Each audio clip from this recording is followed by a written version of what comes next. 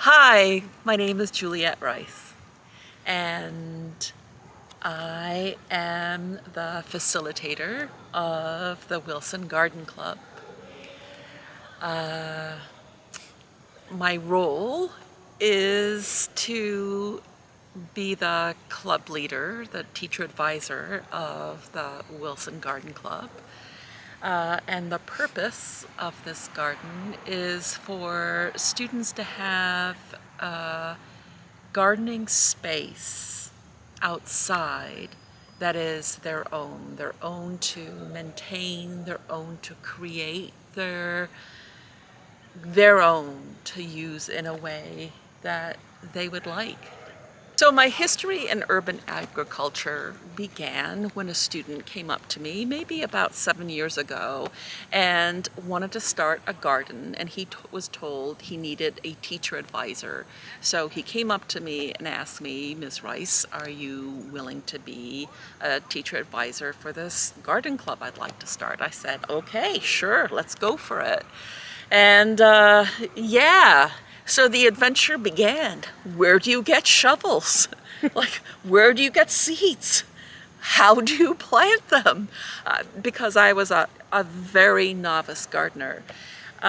So I did a lot of reading and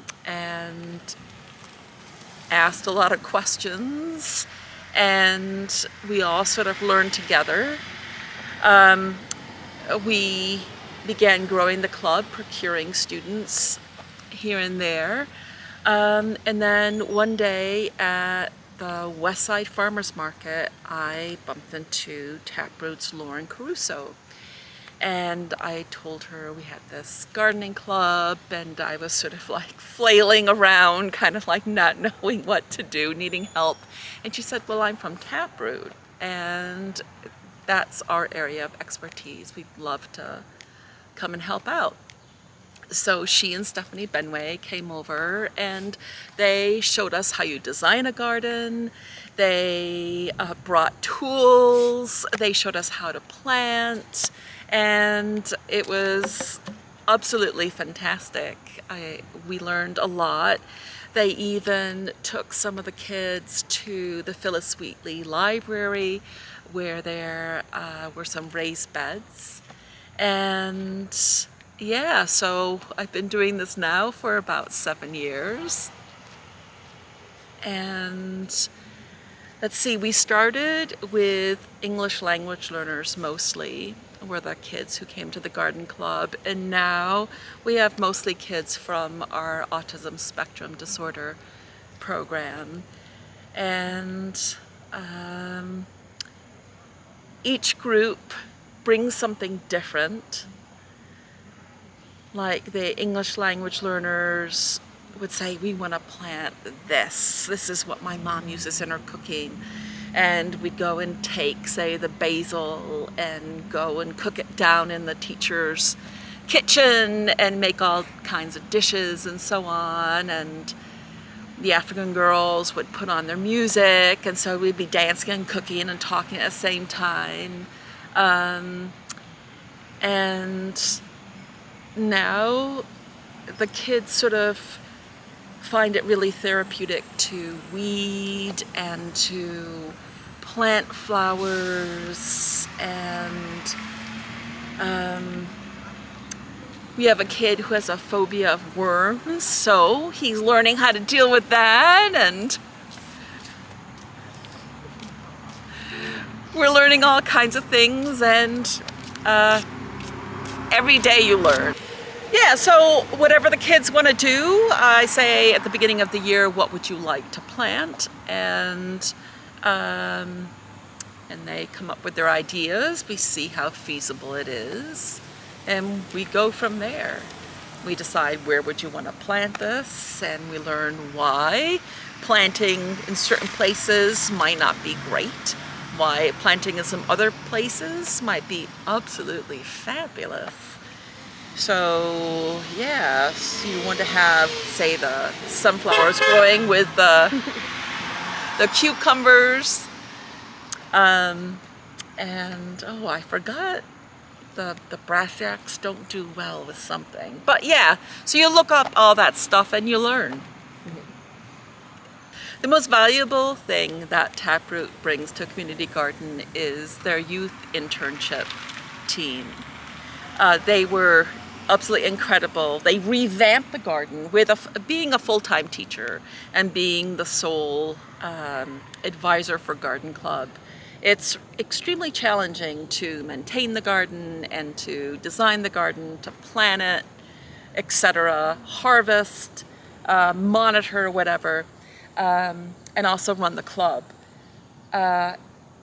So the kids came along and basically within a few weeks did what I would need like a couple of years to do.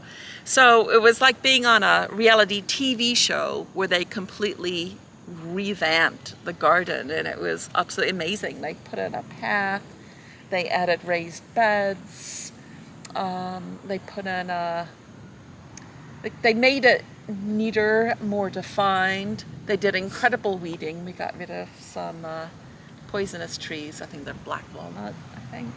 And added wind chimes, this bench I'm sitting on now. So it was absolutely incredible, like a dream come true. So the way that we use the space, there's an English teacher who will bring out her students around here and they will present their writing pieces, or they'll have a circle, they'll circle up. I've used the space for presentations as well, and just having an alternative space for a classroom. So you get to go outside, you get to sit here on one of the logs or the benches and do your work. Earlier this month the kids were, or earlier last month, the kids were interviewing each other. So that was a lovely space to be able to do that amongst the flowers and so on. And then what happens is the kids will sort of walk off and discover things and go, oh my gosh, we have this back at home in Afghanistan. We call this blah, blah, blah, blah, blah. And it creates these conversations and these connections, and it's really beautiful. Okay, if I had $5,000 to fund urban gardens in Rochester, I would create a fund or a bank that school gardens here in Rochester and community gardens here in Rochester could withdraw from. They would say, like, identify a need or a want, like I would like, I don't know, like wooden fences, and apply for that money and then get that money. Yeah.